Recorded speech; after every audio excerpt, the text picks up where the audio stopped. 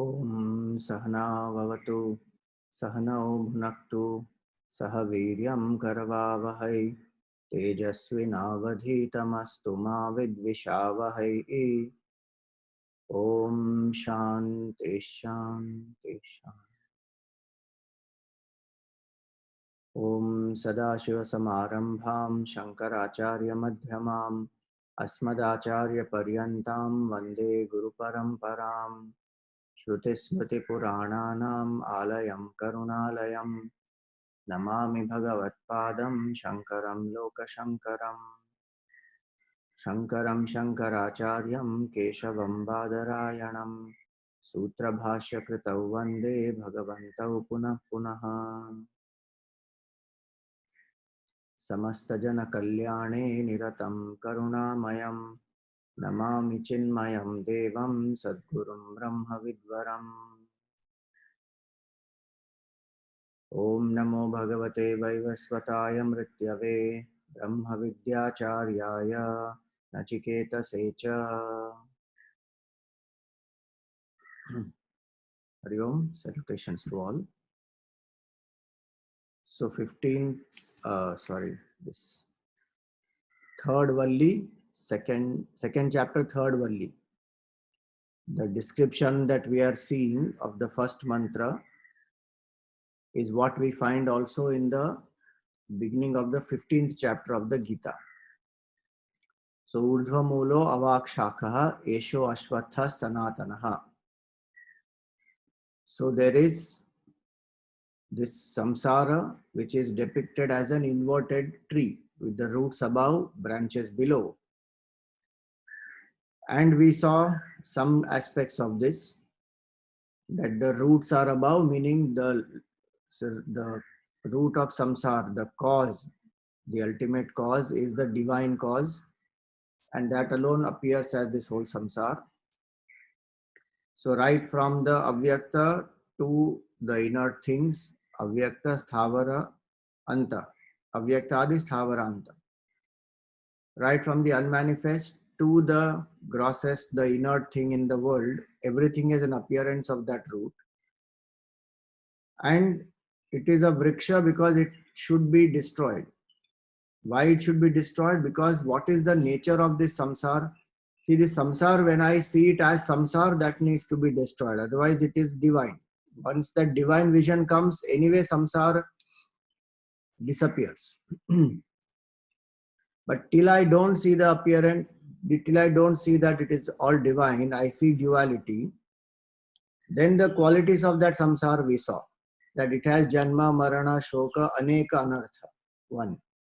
Then every moment it keeps changing and it appears as something it is not. It appears exactly opposite, like the mirage or the city in the sky.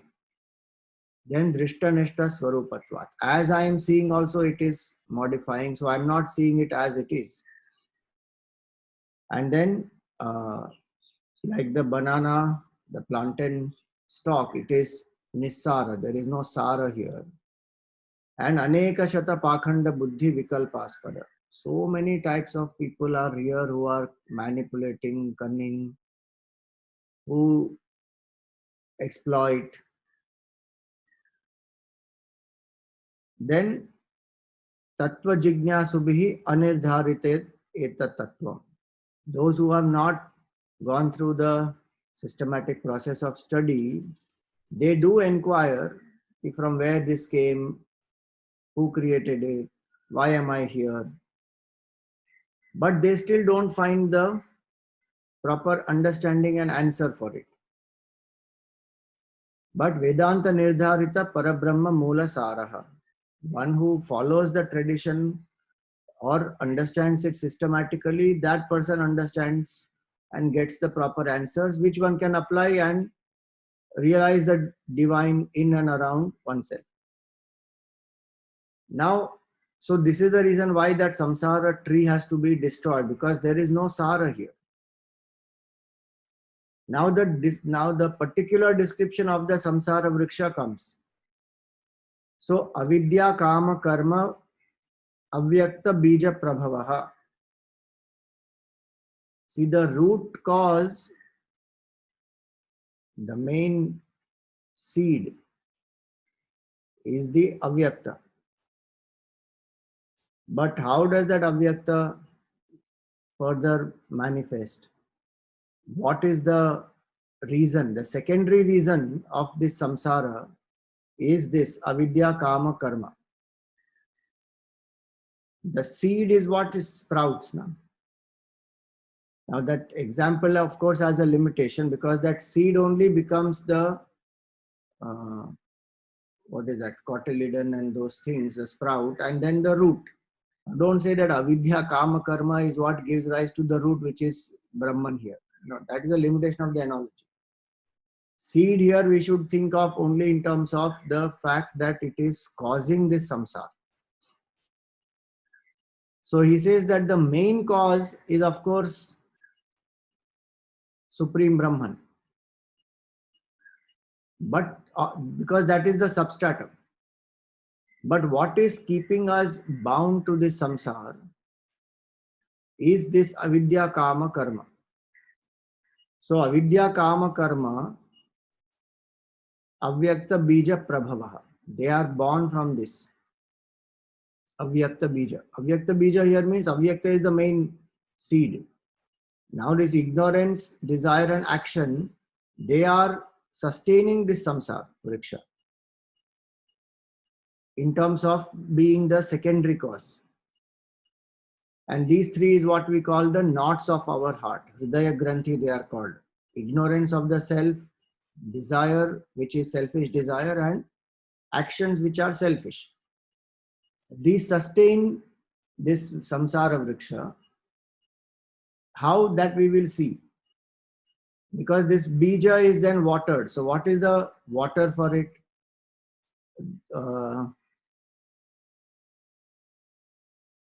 Avidya kama karma vyakta bija prabhavaha apara brahma vijnana kriya shakti dvayatmaka hiranya garbha ankuraha. So avyakta is the bija, then that becomes hiranya garbha. So when we say avyakta, it is Ishvara. Then using the power of Maya, that avyakta Ishvara further manifests as Hiranyagarbha, the first manifestation, total mind what we call. So that is the Ankura, that is the sprout.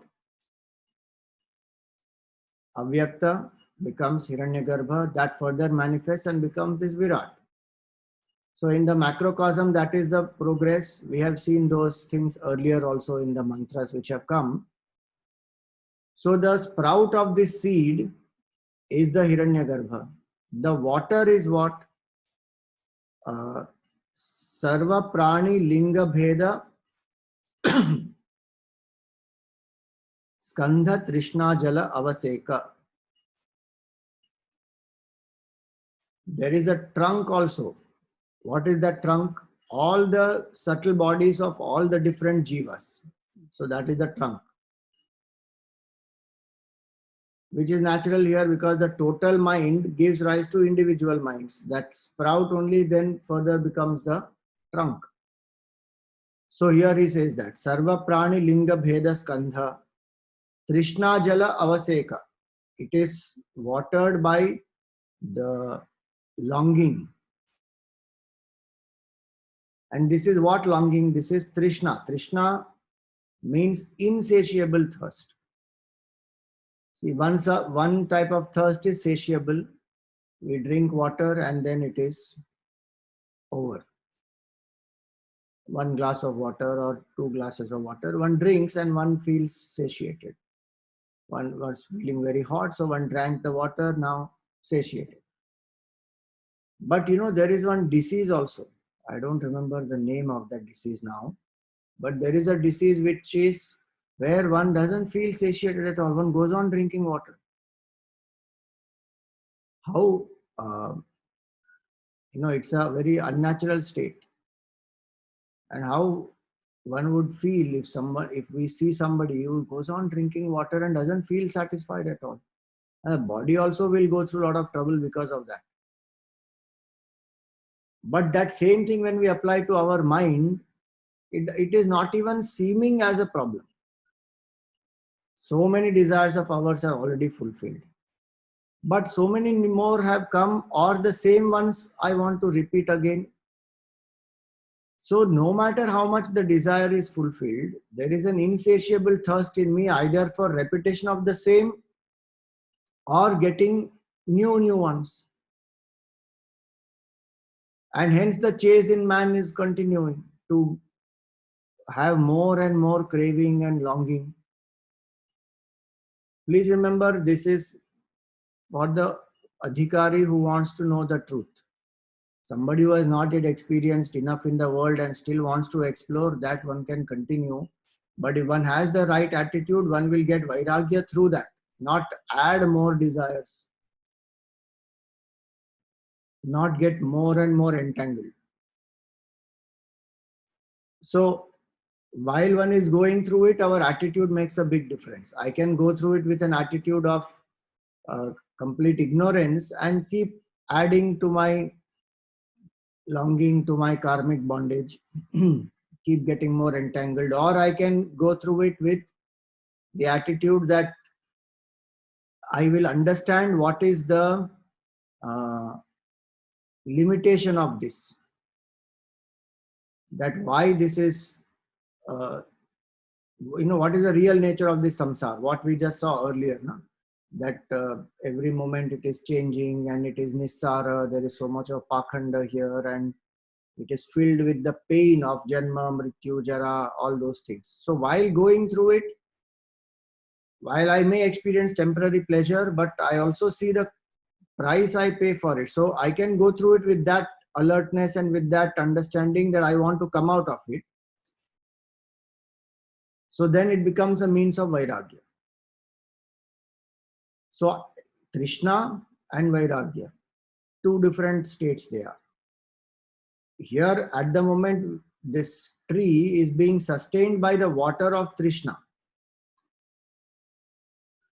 So that's why Trishna Jala Avaseka Udbhuta Darpaha.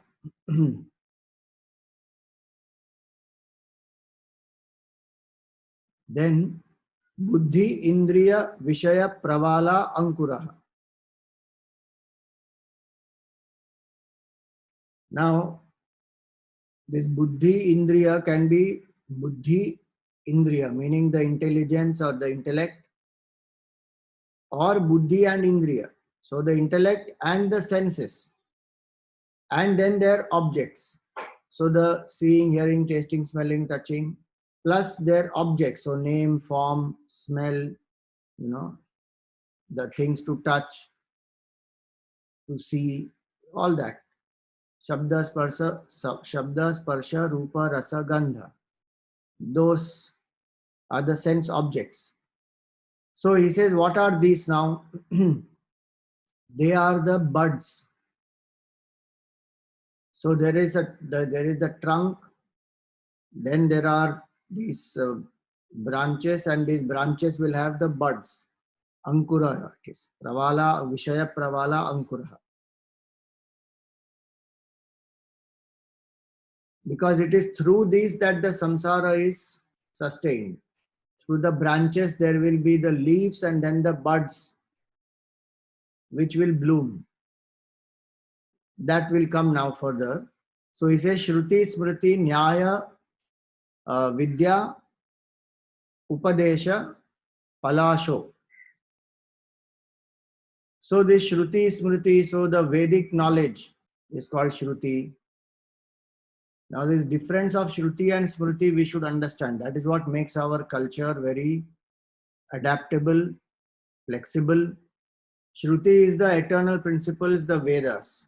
Our whole Sanatan Dharma is based on the Veda, and because the Veda is eternal, it is beginningless, endless as knowledge. It is our culture is actually called Sanatan Dharma. This word Hindu is not there in any of this. In the Veda, etc., we won't find the word Hindu. Hindu came so much more later. Between Himalaya and Hindu Sagar, what is this? Hindustan, which people have coined much later. Otherwise, the country is called Bharat, and the culture is the Sanatan Dharma. Why it is Sanatan? Because the Vedic knowledge is Sanatan. If I follow that Vedic knowledge, I will discover a state which is Sanatan. How will I get this knowledge? Through the Guru Shishya Parampara. The Guru Shishya Parampara is also Sanatan. The Ishvara, who is the source of this Vedic knowledge, he is also Sanatan. So the culture is actually called Sanatan Dharma, which now it has become Hindu. So the foundation of Sanatan Dharma is the Veda. The main book is the Veda. Now Vedas may be difficult to understand, and not everybody may be able to read also and interpret it and understand it, because Vedic grammar also is very different. So the great masters, and one thing to know is Veda is not a composition of human beings. It is a compilation of Veda Vyasji. Different rishis, to them the mantras are revealed. As it is, the mantras are revealed. They have not added anything in their language. So like all these mantras are revelations. And these revelations are the eternal principles. How to live them through changing times is what is the Smriti. So Manu Smriti, Yajnavalkya Smriti, Parashar Smriti, like that there are many Smritis. These Smritis are compositions of the saints and sages, making people aware how to live the eternal principles in the current context. That is called Smriti. So Shruti is heard, the revealed knowledge, and passed on by listening and remembering and sharing. Till Vedavyasji wrote down, it was passed on only through listening, remembering, and then passing it down to the next generation. So this Shruti and Smriti, they are the knowledge, they are that which makes this culture very adaptable. One is the eternal knowledge and principles, other is the adaptation and the application.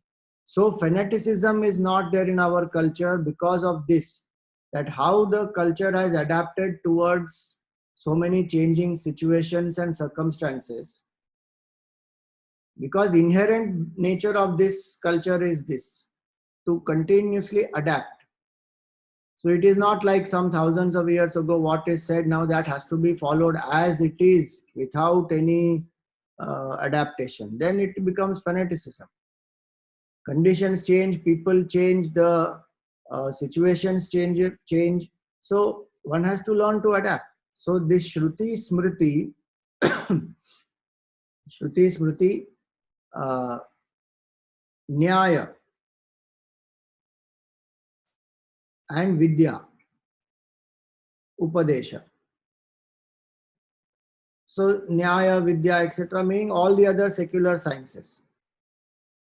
They are the leaves, Palashaha. Now leaves, they sustain the tree through what we call the osmotic pressure. So the evaporation happens through the leaves. We through the rains or when we water the tree, then the roots get nourished. So the roots take the water from the earth and the water goes up because of this osmotic pressure. Because through the sunlight, the leaves, the water evaporates through those leaves. And because the water evaporates, it sucks more. So that's how the leaves also sustain the tree. Now, what is the meaning of this? This tree of samsara is sustained by knowledge. See how strange it is, no? The beej of samsara is avidya kama karma. This trunk, the sprout is this Hiranyagarbha, all those things that we saw. But the leaves which sustain is the knowledge. You may say it looks like contradiction. It appears a contradiction, but if I am living in samsara, knowledge is power. If I don't know only, then how? I don't know the true nature of samsara, that there is dukkha here, there is manipulation here, there is change here, there is continuous delusion here, things are not as they are appearing, then I will get disappointed. I will be disillusioned, I will feel miserable, then I don't know how to cope with this. That happens or not? So many people, they don't know these things. With hard way one learns, life gives kicks, then one suddenly understands, oh God, this is what it is. I thought it's such a rosy picture. It's not a rosy picture at all. And even if the life doesn't give those types of kicks which are survival issues, there are other ways in which life kicks. So the knowledge of the changing is important, and the knowledge of the changeless also is important. So Shruti is the knowledge of the changeless absolute truth, that in this samsara the only thing worth knowing is that Brahman. Shruti reveals that mainly. That's the purpose of the Shruti or the Veda. Then how to live in this changing world, to realize that. So the Smriti, Nyaya and all the rest of the secular branches of knowledge, they help us to prepare ourselves, purify the mind, live here to gain that knowledge. In fact, in the 15th chapter, the shloka says, Chandamsi yasya parnani yastam veda sa vedavit. Whoever knows this is really the knower. Meaning, who knows the knowledge of who has the knowledge of the changing and the changeless, that person only lives securely in this world. Either of the knowledge I cannot ignore. The knowledge of the changing world, the secular subjects and the sciences and the objective things in the world, I must get. There is no choice. I must get the knowledge, I must get the skill also. And I must have the right attitude also. That's the management triangle, ask triangle it is called. Attitude, skill, knowledge. And if the triangle has to grow proportionately big, all the three must grow big. Attitude, skill and knowledge, all are required. You cannot increase only one, then it will be a disproportionate growth of the triangle. Which also happens many times. Knowledge in terms of intellectual knowledge increases and skill also increases, but attitude remains small. It doesn't change only. So to live in the samsara, the knowledge of the changing world, the objective sciences, the skills, the right attitude, all that is required. That is epitomized here by Smriti and Nyaya and all that. The Nyaya, Vaisheshika, Sankhya, Yoga, those things are all the Darshan Shastra. They are the philosophy, 6 schools of philosophy we call.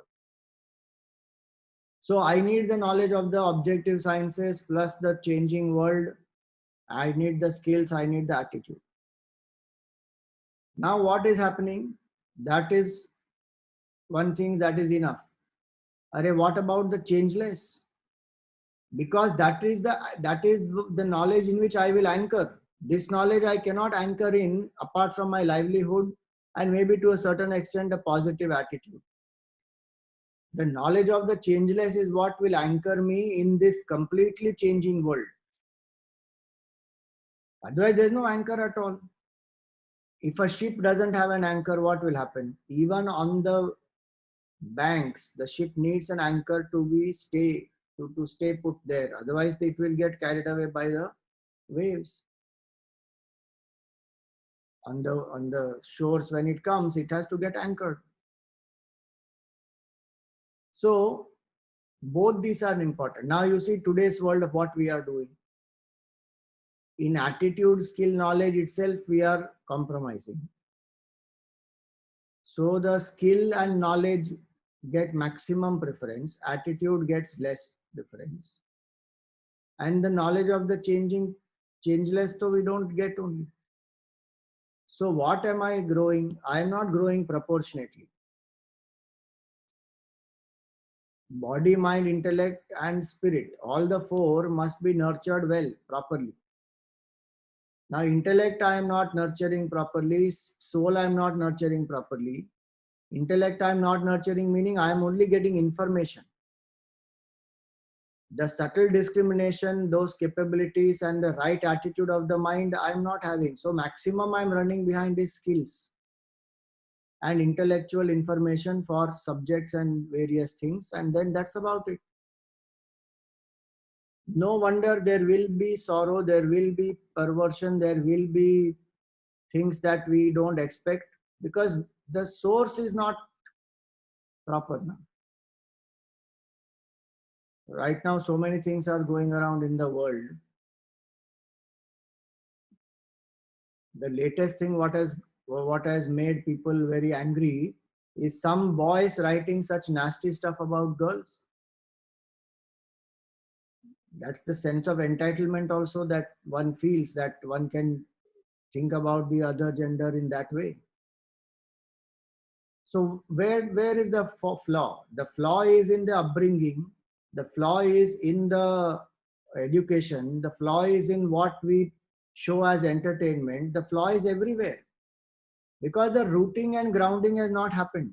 The basic fundamental value, the grounding only has not happened. And none of those things one is willing to change.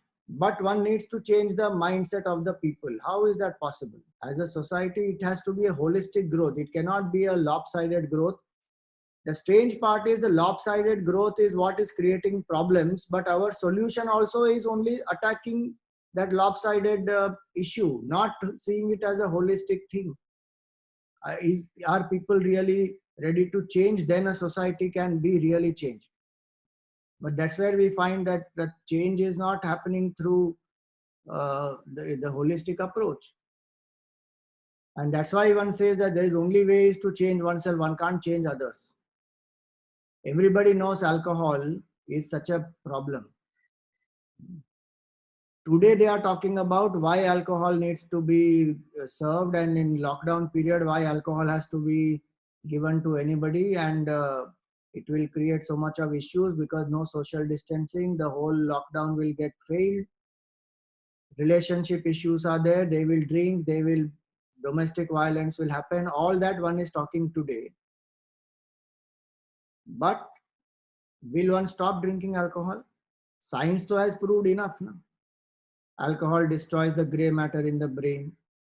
Alcohol makes a person dull. In the influence of the alcohol, what not people go and do.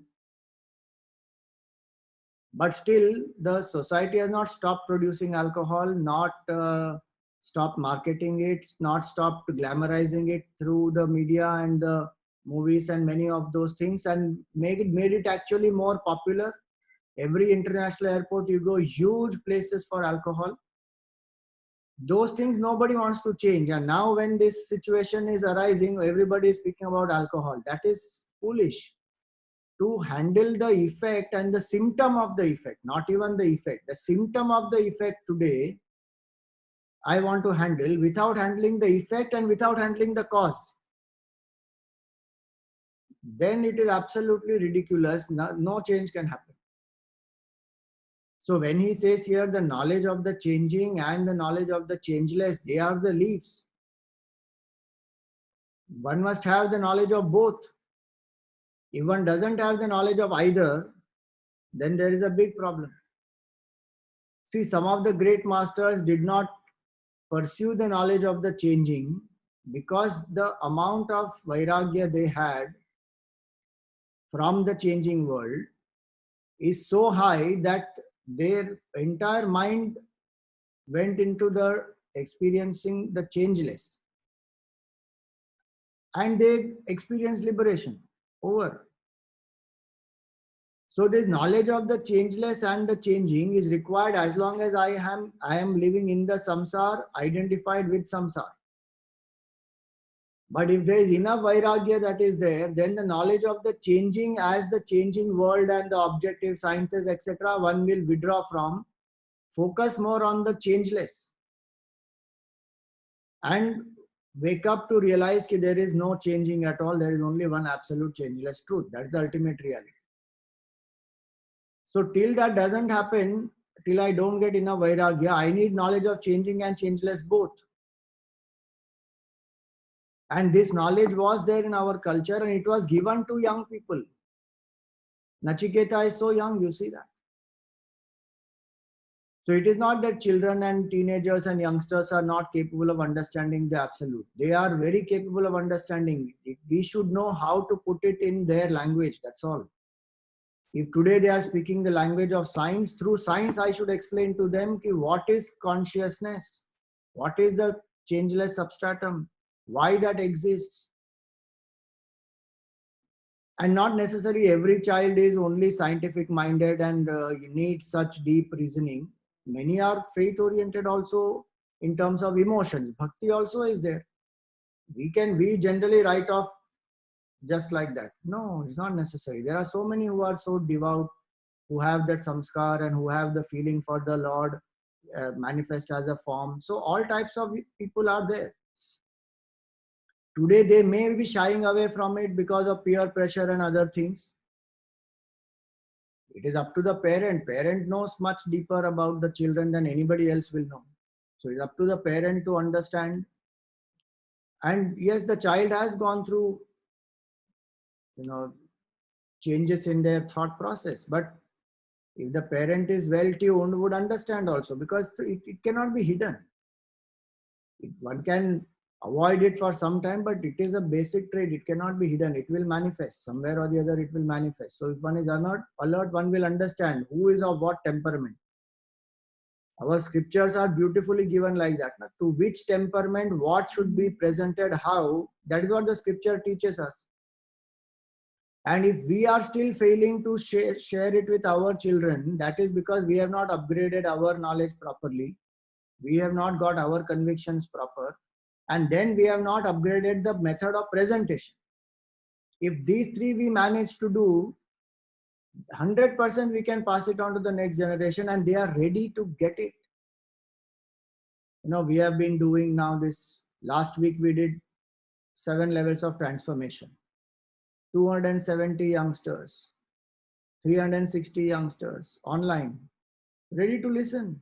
Patriotic transformation, cultural transformation, spiritual transformation, including online meditation also we did. All were happy to sit and do it. So it is not that they cannot get it. They will get it. We have to give it in a way in which they can get it. They will appreciate it. So Shruti, Smriti, Nyaya, all these, they are the leaves of this tree. Now these leaves of this tree, this analogy is very beautiful now. He says, Yajna, Dana, Tapa, Adi, Aneka, Kriyasu, Pushpaha. What are the flowers that decorate this tree? Yajna. Work together in a cooperative endeavor for a selfless cause is called Yajna spirit. One meaning. Literal meaning is to do Yajna as a ritual to propitiate the devatas or to invoke the Lord. So that also has a importance. So that ritual or a collective endeavor together, like so many people are nowadays going out and serving the needy. So many NGOs are doing that work, distribute dry ration, distribute cooked meals. Selfless cause, wanting nothing in return, just the joy of serving. That's all. So everyone comes together to serve. So that bhav of yajna. So yajna, then dana, to share the abundance that one has. So dana of wealth or dhana, dhanadana is only one type of dan. Important dan, no doubt, but along with that there are so many other types of dan. Vidya dan, anna dan, bhudan, godan, prem dan, shram dan, samay dan. So dan means to give. Whatever I have, I should learn to give and share. So yajna, dana, tapa, live in austerity. Comfort zones, get out of comfort zones, evolve higher and higher, master the mind. That is tapas. Adi aneka kriyasu pushpaha. There are such beautiful flowers that have bloomed on this tree. They are these. Now these two together make the tree look beautiful. What? The leaves and the flowers. So this connection is also important. If I want to understand the Shruti and Smriti properly, I must also do the spiritual practices. Yajna, Dana, Tapa. Vrata, puja, japa, those are that's a whole host of spiritual practices. When he says aneka kriyasu, means all those. Spiritual sadhana must be a constant in one's life as a seeker. And the study and spiritual sadhana, which includes seva also, because yajna comes, seva also. So the spiritual sadhana in terms of rituals, in terms of seva, in terms of doing work selflessly, making the mind single pointed through japa, through bhajan, through vrata, through yatra, all those. That prepares the mind, then this knowledge I can internalize. And the more knowledge I get, more depth comes in the sadhana. So they will complement each other. And also what they will do, they will prevent adding further karmic bondage, because they will increase sattva guna more, which will bring more satsang in life, and eventually through knowledge one will get out of this. So he says they are supushpa, they are good flowers. Why they called good flowers? Because they are flowers whose fragrance can make us unconscious and dull, and one can die also. You know, it is very strange. More than 75% of the plants in the world we can't even eat. Very dangerous. Some are dangerous, some are harmful.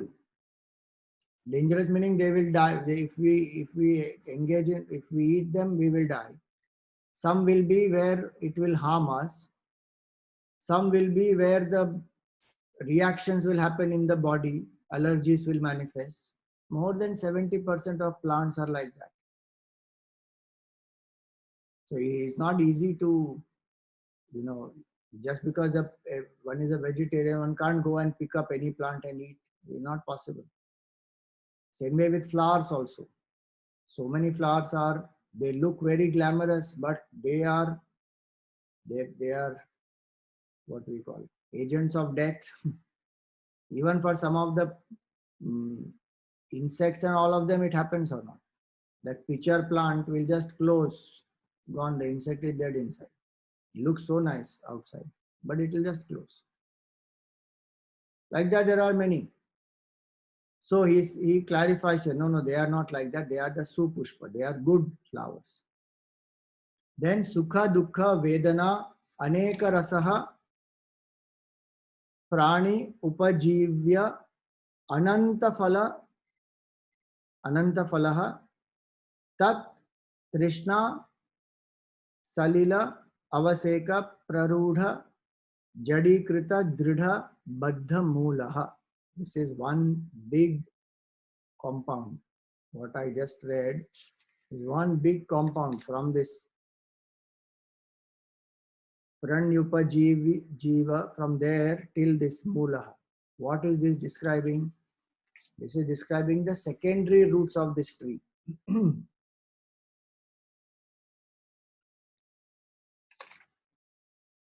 Now these flowers are there, then what are the fruits? So Sukha, Dukkha, Vedana, Aneka Rasa. These fruits are juicy fruits now. What are the juices? What type of fruits are these? Sukha, Dukkha, and like that. The Aneka Rasa is there in this world. Shoka, Bhaya, so many rasas are there. Every karma leads to some emotion, some response in us. So that becomes the fruit. And then he says, Prani Upajivya Ananta Phala. It is not one fruit. Each fruit is having many seeds. Those will give rise to many trees, which will give rise to many more fruits, which will give rise to many more trees. So every karma that we do, the karma phala is the fruit. The sukha dukkha represents karma phala. So those karma phalas are seeds for so many more lives. So prani upajivya ananta phala. So there is no limit now. One seed, now just think about it. One seed has given rise to this whole tree, which has many more fruits which are coming, each fruit has many more seeds. Each seed can give rise to so many more trees and many more fruits. Now this goes on and on and on. This, if one thinks in terms of one's own life, one will start getting vairagya. That every karma I do creates so many more new karmas. Those karmas give so many more results. To experience those results, so many more bodies. In those bodies, new karmas, and then so many more births because of that. Bapre, this is Ananta. How much one will go on and on and on. In one's own life, one sees or not. Lockdown period, one can use happily, do one's own development, or focus on some cultivating some hobby or whatever. Any thought that arises, so much more has to be done for it. Now suppose I want to learn something. Now I have to go explore, find out what can I learn, what is the time duration, how much time will it take, what is the cost for it. In the means available today, I can't go out, I can't buy anything from outside and get anything which then I can use. So many restrictions. With all that, I have to figure out what to learn online. Now one thought has come that let me learn. Now how much more one has to process that. This is one thought. Like that, there are so many thoughts and desires in our head which make us do actions. So it is unending. So the phala, if one examines the nature of the phala, see, the phala is temporary, but the bondage it creates is permanent. That permanent in the sense, still one doesn't wake up to the truth. There's nothing else permanent apart from Brahman. But considering the impact, the result is very small. The result is temporary. Like example, I eat the sweet. The taste will last on the tongue for a few seconds, for a few minutes maximum. So the result is temporary. But the craving it leaves is very lasting. It is so-called permanent. So next time again it will prompt me to eat more. And I will come to get addicted to sugar or sweet in such a way that now even if I know I have diabetes, now I can't resist. So the karma phala by itself is very temporary, but the bondage that it creates is so long. So if one thinks about that, these fruits appear very juicy, but they have seeds and they go on creating more and more births. So one says, what is this? In the world, the whole motivation is this fruit only, no? What am I struggling for? Is the fruit. Karma phala asakti is the strongest asakti in terms of the motivation that makes me do any action. It is that. Some name, fame, progeny, prosperity, something I need. And through those karma phalas, when I achieve some, I feel good about myself. So the dependence on the fruits of action is there. But if I actually examine what the fruit of action is, it is the cause of bondage and further births, and it is so temporary. Now this is what we said, the samsara ayathavat, it looks opposite of what it is. The real nature of the karma phala is it is temporary and it will create bondage. But the way I look at it in the world is, it is the means for my security, my happiness and my self-esteem. What an opposite thought it is. What is actually source of my sorrow? I am holding on to the source of my sorrow for my security, for my self-esteem. That if I get that, then I feel good about. If I don't get it, I don't feel worthy. This is the conditioning we have been brought up with. Exact opposite. And the strange part is one continues to believe in this one. And if Vedanta is saying, hello, it is temporary, why are you focusing so much on this? Your nature is Brahman. You are not defined by the results that come. No, no, no. How can I not be attached to the result? If that the drive to do action will not come if I'm not attached to the result. So then one has to tell them karma yoga and okay, do karma yoga, enjoy the action. Success is not the destination alone, it is also in the journey. No, happiness is not in the destination, it is also in the journey. Enjoy, do your swadharma, dedicated to a higher purpose. Drop the dependency on the karma phala. Slowly that person will start doing. Then one comes to Vedanta to understand, oh, this is the nature of this karma phala. Till now I was holding on. It is so strange. Now I am holding on to what is destroying me only.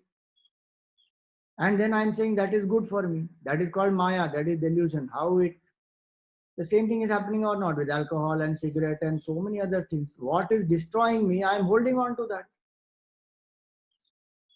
And somebody who is trying to tell you, leave that, that is the cause of your sorrow. No, this is what gives me pleasure.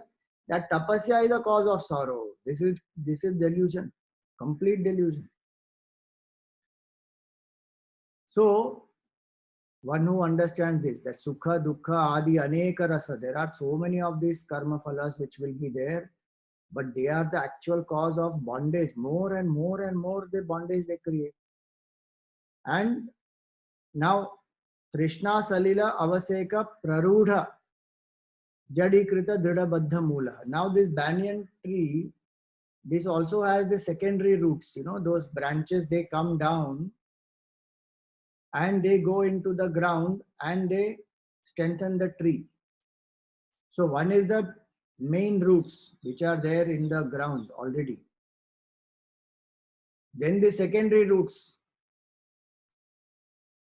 adventitious roots, they will come down. From the branch only they will grow down, go into the earth.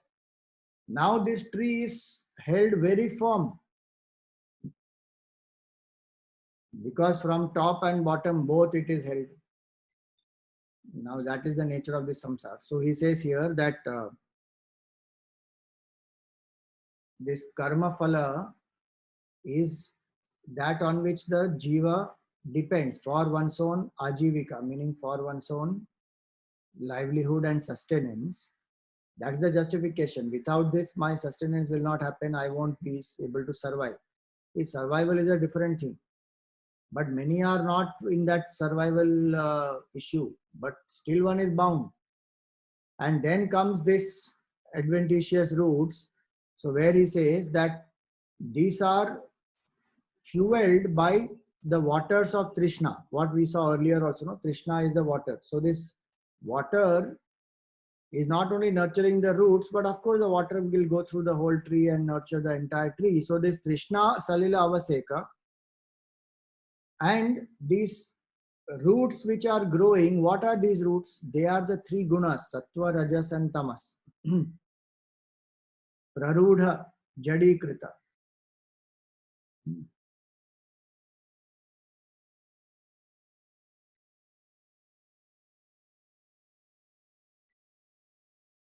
This Sanskrit commentary here does not mention the gunas, but it is given in the brackets. If you see in the translation of that, it is given here na ananta phalo wala tatha phalon ki trishna रूप जल से सिंचन से बढ़े हुए और सात्विक आदि भावों से मिश्रित एवं दृढ़ता पूर्वक स्थिर हुए कर्म वासनादि रूप अवांतर मूलों वाला है. So these two things are given in bracket, the three gunas and karma vasanadi rupa, avantar mulo, the secondary roots. Oh, this is why is it given in bracket here? Because this is taken from the 15th chapter. In the Gita 15th chapter it comes, Guna pravriddha vishaya pravala. Guna pravriddha. This tree is nurtured by this three gunas. So just like a tree needs water, manure, sunlight.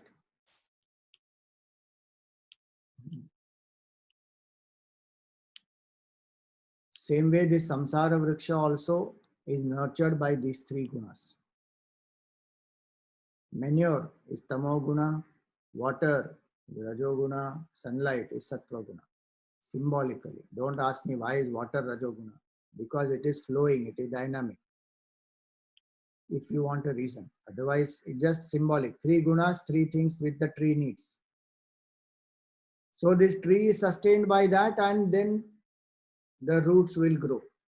And they will make that tree very strong. The roots are, what are the roots? Karma, Vasanadi. Karma is the secondary root. Primary root is avidya. All the actions that we do, they are the secondary roots. Avidya, Kama, Karma came already as the bija. Those bijas, that bija only is becoming this whole tree. And then that is manifesting more strongly as karma, because you can see the manifestation of karma. Action is visible. No? Desire is not visible, ignorance is invisible. But action is visible. So this branch, the secondary root is the karma root. So with karma, karmanubandhini manushya loke, in the 15th chapter it comes. Karma binds the human being. Anubandhini, it is said, not even binds. Continuously it keeps one bound. Why? Because karma leads to vasana, vasana leads to karma. The cycle goes on. Now just imagine, this is not one samsara vriksha. We are talking about samsara. Right now we are giving analogy of one samsara vriksha. But remember the fruits. The fruits are having the seeds are creating many, many more trees, which will have many, many more fruits. So how many samsara vrikshas are there in that sense? Innumerable. So many lives we have taken, so many times we have gone through the samsara, innumerable ones we have created. That entire samsara, whatever we have created, that has to be destroyed. Now, okay, the vriksha is there, but are there any, on a tree there should be some birds and all of that. And for when the birds are there, then there will be nest also. So, Satyanam Adi Sapta Loka Brahmadi Bhuta Pakshi Krita Nidaha. This is Shankaracharya ji's expertise. This mantra, the way he has detailed this whole analogy is fantastic. Nowhere I have come across such a deep, elaborate analogy which is being given, and how he has written it also is so powerful. He says the 7 higher worlds are the nest. And in that there are so many jivas, they are all the birds. Pakshi. Who are the Pakshi? Brahmadi. From Brahmaji onwards to the jivas in this world, all of them are the jivas. Huh? Brahmaji is also jiva. Yes, Brahmaji is a position. Brahmaji lives for 100 years. And when Brahmaji's 100 years get over, he will be replaced by another Brahmaji. So Hanumanji of this kalpa is the next Brahma. Acha. Yes, Brahma, Vishnu, Mahesh are creator, sustainer and destroyer of one Brahmanda. There are Ananta Koti Brahmandas. Every Brahmanda is Brahma, Vishnu, Mahesh. Brahman is beyond all of these. That is absolute supreme Brahman. So that is symbolically depicted as Brahmaji rises from the navel of Mahavishnu. He is sitting on a lotus, rising from the navel of Mahavishnu. So there Mahavishnu is supreme Brahman. Then with Maya, Lakshmi Devi at his feet, so Maya and this Narayana, then they become Ishvara. Then from their navel, from the navel of Mahavishnu comes Brahmaji. So Brahmaji is the Hiranyagarbha, the total mind. It is a position. From Brahmaji onwards till the tiniest of the jiva, these are all the jivas in the samsara vriksha. And what is the nest? The nest is the 7 lokas, because Brahmaji is in Brahma Loka and the smallest of the jivas is in this Bhuloka. So Bhuhu, Bhuvaha, Suvaha, Maha, Janaha, Tapaha, Satyam. These 7 are the higher worlds. Now imagine the samsara vriksha. We thought this world is samsara, Bhuloka. No, no, there are 6 worlds above. They are also part of this samsara. And by implication, there are 7 below also. Atala, Vitala, Sutala, Rasatala, Talatala, Mahatala, and Patala. 7 below. 14 worlds which are there, they are samsara. That is samsara vriksha. And this is one samsara vriksha. Like that, so many samsara vrikshas we have created on the Bhuloka or any other loka. Continuous birth and death one is going through. Now these birds who are there are the jivas, the nest is the lokas. Now these birds are not going to be silent. The birds will make lot of chirping noise. So now what he says, you see. Prani, Sukha, Dukkha, Udbhuta, Harsha, Shoka, Jata, Nritya Gita, Vadi, Trakshvelita, Asphotita, Hasita, Akrushta, Rudita, Haha, Muncha, Muncha, Iti, Adi, Aneka Shabda, Krita, Tumuli Bhuta, Maharavo. This is the huge sound these birds are creating. What is the sound? Because of this karma phala, the sukha, dukkha, adi, what they are going through. Now, because of that, what they go through, harsha, a lot of joy. If good results come, then there's joy. Or shoka, sorrow. If unfavorable result comes, then there is sorrow. Harsha, shoka, jata. And then expressions of that will happen through what? Nritya, Gana, Vadya, Krida, Asphotana, laughter, Hasita, then Akrushta, anger, and Rudita, sadness. It will express like this. Sukha and Dukkha will express in so many ways. And sometimes the jiva is extremely elated, very, very happy, rejoicing. Sometimes is very low. Sometimes is crying out in pain. What is he crying out? What is that? Ha ha, muncha, muncha. Please save me. Let me be free. I don't want to be here. I am bound. Adi aneka shabda krita tumuli bhuta maharavaha. So many sounds, this each of these words, so many jivas are there. No, somebody is laughing, somebody is crying, somebody is extremely elated, somebody is scared, somebody is saying enough of all this, I want to be free, I don't want to live anymore. Just imagine the countless number of jivas in 7 worlds. If every jiva's thought process and their external external manifestations in terms of all these reactions, if one imagines what a tremendous amount of sound this samsara is making. Somebody blasts some music little bit, we feel, oh God, this is unbearable. Just imagine the sound that these countless jivas are making in this 14 worlds. What a chaotic situation it is. This is samsara vriksha. Now, this samsara vriksha description is completed here. Now comes the aspect of how to destroy the samsara vriksha. If somebody has understood the samsara vriksha analogy well, the purpose of this analogy is 2 things. To give us vairagya from samsara and to make us connect to the roots which are divine. That is the purpose. Though the language is so beautiful and flowery description and the analogies and many things, the idea is to give us vairagya ki this is samsara and I must get out of this samsara. How much will I go round in this? So how to break this, that we will take up in our next class.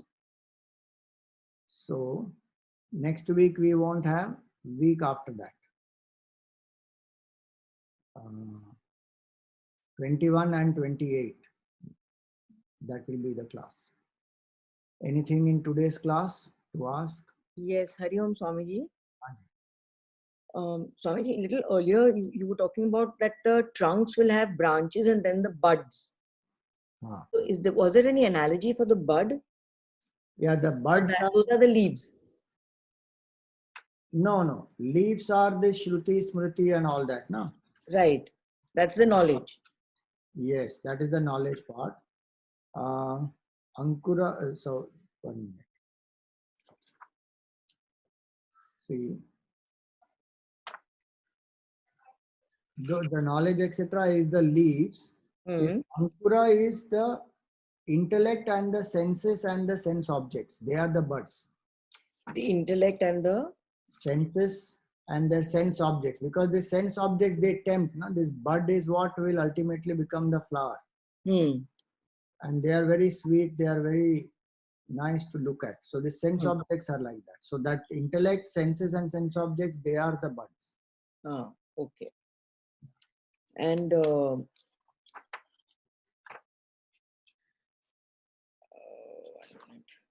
also so Swamiji, like say, when you're talking about that every karma pal gives birth to so many more, because more like this whole cycle of desire and that whole thing. And that when you're even planning one thing, like you give the analogy of the class. So any one desire, in order to fulfill that, you have to do so many things to get to that one thing. Yeah. And therefore you realize that that one desire leads to so many actions. Yeah. So yes, at a certain point, at one level, you do feel a little bogged down by that, because you feel that even to do one thing, you have to do so many 20,000 actions to fulfill that one desire. But then otherwise, at a functional level, that has to be done. Yeah. So then how do you... No, that's why the question is of prioritizing. No?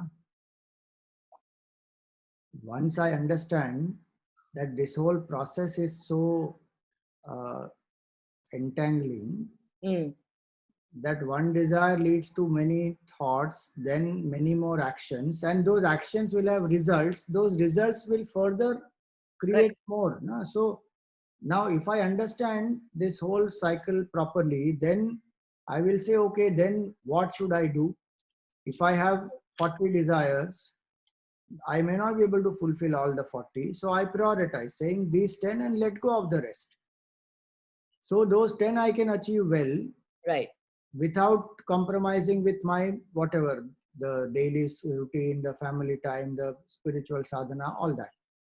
Because what happens is, if I don't do that, that's why that desire becomes insatiable. Because no matter how much I achieve, I still feel, oh, out of 40, I achieved only 10. And the thing is, while I am achieving 10, my count is not remained 40, it has become 60. Because these 10 have added another 20. Right.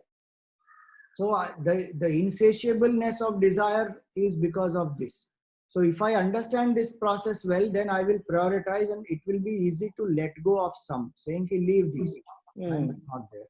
Or, that energy to put in this is not there.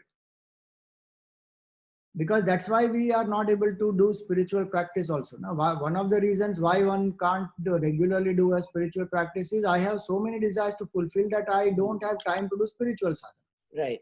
So the balance of life goes away when I don't prioritize. So this is one means to help to prioritize properly. So even if there's sattvic desires, Swamiji, basically even in that, so when you come to the space where there are sattvic desires, then even that needs to keep coming down and funneling down, and you get more and more focused even in that. Yes, provided the Rajasic and Tamasic have also got reduced already. Yeah, I mean that's a given. Like say for example, if you're going more towards sattvic desires, then the lower ones have already got dropped in a sense, or at least reduced. So then, but then what you're saying is that the way to get rid of the desires is then even the sattvic desires have to start coming down. Yes, sattvic desires also will come down. For instance, if I wanted to read 10 books earlier to understand, let us say Gita, I want to explore, I want to read 10 commentaries. But I'm not putting time to do my meditation. Then I need to cut down even those, saying, no, I will read 3, but I will sit and meditate. Right. Because then through meditation, I go beyond sattva also. Right. Yeah. And Swamiji had one more question, which is not related to this, but to do with meditation. Can I ask it now? Is it okay? Or yeah. So, like say when you in this practice and when you're doing the sadhanas, what would the difference be between? So, say one way when we talk about focusing on the breath. Say in meditation, when you're talking about contemplation, you say one could be like focusing on the breath. One is say japa, which is one thing, and then one is actually contemplating on say Om, for example. So even in contemplation, if you're focusing on breath, then how does that become different from say doing pranayam? Because pranayam also you're focusing on breath only. And if you're focusing on Om, for example, if you're focusing on the absolute truth, I mean, when you're focusing on Om, then that in a way is like doing jap, because in jap also you're focusing on a mantra. Yeah, so when we are using the steps in contemplation, technically we say the eighth step is contemplation. The rest of the steps are a preparation for contemplation. Contemplation means detached from the BMI, attached to the self. That is called technically contemplation. And focusing on the breath is one part. So when we come to, let us say, the fourth step, we say is the breath observation. The fifth step, we may say, is invocation, whatever. The fifth step may be breath observation, sixth may be invocation, seventh may be chanting of Om. Now, if I focus on the breath, it is to make the body relaxed, it is to make the mind relatively quieter. So pranayam and this breath is, you can equate, they are same. There is no problem in that. It is same. So you can do pranayam also to come to that state. Or you can sit and do the breath observation also. One will come to that state. But technically, yes, pranayam is different than breath observation, but that's a technical difference. As far as the process in contemplation is concerned, both will lead to preparation of the mind. Now, japa is to get single pointedness. So, Om, I can use the mantra for developing single pointedness. So, I will do chanting of Om and the mind will focus on the chanting. So, the mind doesn't wander. I bring it back to Om. So, then I'm using it for concentration, which is step number 7.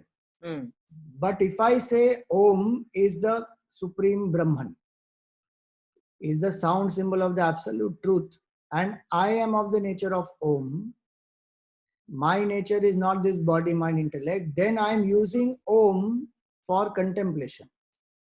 So the use of Om for japa or use of Om for contemplation differs on this, that how I use it.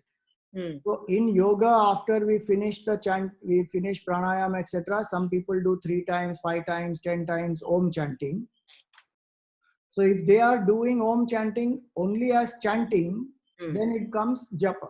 But if while chanting Om, they are also saying that I am pure consciousness, then that also becomes contemplation. Yeah. So which means during contemplation, you're bound to be thinking. You're bound to be in the thinking mode. Yeah. Of trying to understand and take that knowledge in. Your mind is, even while contemplation, your mind is not going to be blank. No, it will never be blank. Mind does not have to be blank at all. Vedanta never wants the mind to be blank. Vedanta wants us to understand what is our true identity. So having reflected well, the nature of contemplation is not adding extra thought or trying to understand. As you said, the word is internalize it.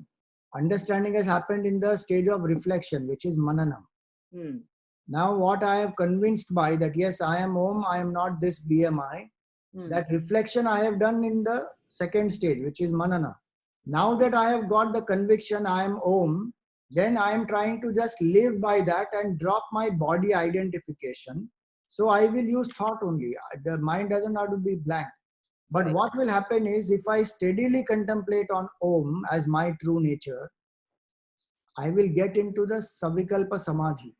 That is stillness of the mind, where the mind is forgotten the BMI completely. It is only absorbed in Om. Hmm. So it is still, it will never be blank. In Vedanta, there is no blank at all. From many, many thoughts to one thought, to absorption in that one thought, to the thoughtless awareness. Even in Nirvikalpa Samadhi, there is only thoughtless awareness. Hmm. There is no blank. Hmm. There one experiences Sachidananda as one's true nature. Right. So that's what will happen. Okay, Swami. That gives a lot of clarity. Thank you. Okay. Om Purnamada Purnamidam Purnat Purnamudachyate Purnasya Purnamadaya Purnameva Vashishyate. Om Shanti Shanti Shanti. Harihi Om Shri Gurubhyo Namaha. Harihi Om.